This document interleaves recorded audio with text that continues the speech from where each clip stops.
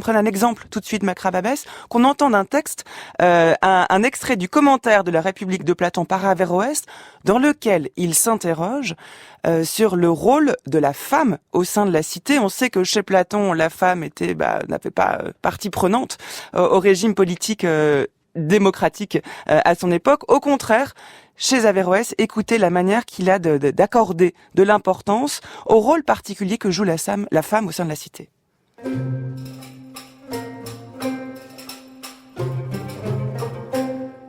Il convient de savoir s'il existe chez les femmes des caractères naturels correspondant à chaque catégorie de la cité, notamment aux attributs propres aux gardiens, ou bien si les caractères naturels des femmes sont distincts de ceux des hommes.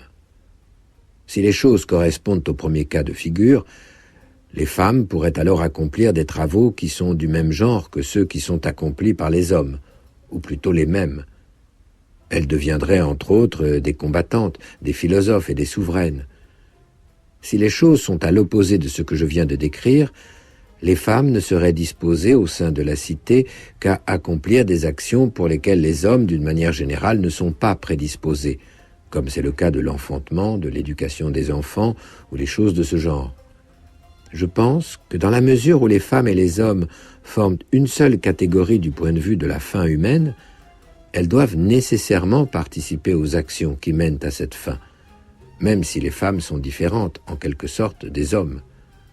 S'il en est ainsi, et si la nature des femmes et celle de l'homme sont du même genre, si le naturel commun au genre doit viser dans la cité la même action, il est donc clair que les femmes doivent accomplir les mêmes tâches que les hommes au sein de la cité parfaite.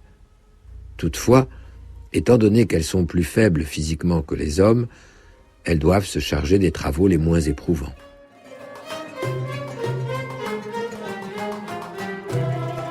Être femme, ce n'est pas une donnée naturelle.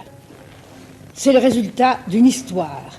Il n'y a pas un destin biologique, psychologique, qui définisse la femme en tant que telle.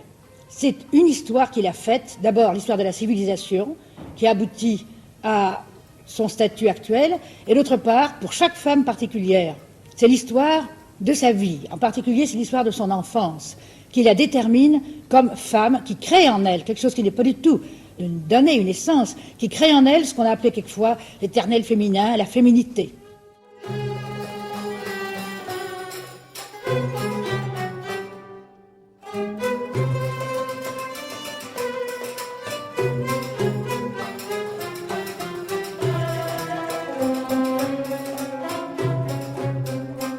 France Culture, les chemins de la philosophie.